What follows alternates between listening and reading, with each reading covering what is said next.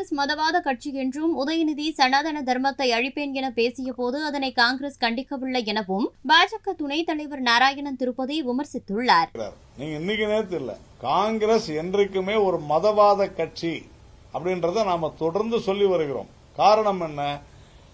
ஒரு இஸ்லாமியருக்கும் இந்துவுக்கும் ஏற்பட்ட பிரச்சனை இல்லை, இஸ்லாத்துல இருக்கக்கூடிய ஒரு கணவன் மனைவிக்கு ஏற்பட்ட பிரச்சனையில அந்த சட்டத்தையே மாற்றக்கூடிய இன்னொரு சட்டத்தை அதற்காக உருவாக்கக்கூடிய அளவிற்கு அந்த ஒரு குறிப்பிட்ட ஒரு மதத்தை இவர்கள் ப்ளீஸ் செய்யணும்னு சொல்றதுக்காக, சமரசம் செய்ய வேண்டும், ஓட்டு வேண்டும் என்பதற்காக அவங்க செஞ்சாங்கன்றது உலகறிந்த விஷயம்.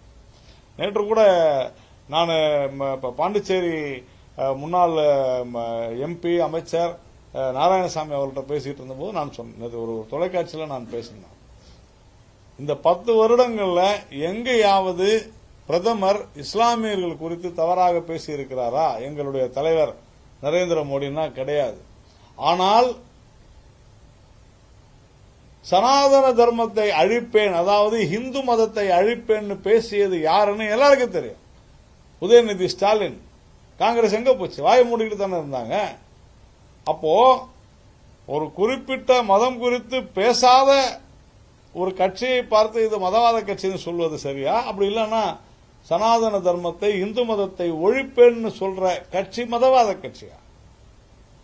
இந்துக்கள்னா இழிச்சுவாயர்களா? யார் வேணாலும் எது வேணாலும் பேசலாமா?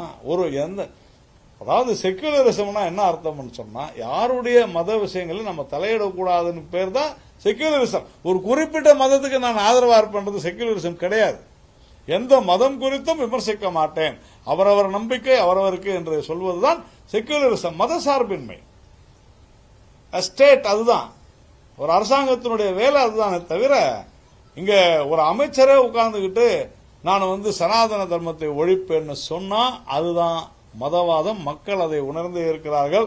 நான் சேலஞ்ச் பண்றேன், தைரியம் இருந்தால் நாங்க அப்பயே சொன்னோம், இங்க பேசின விஷயத்த.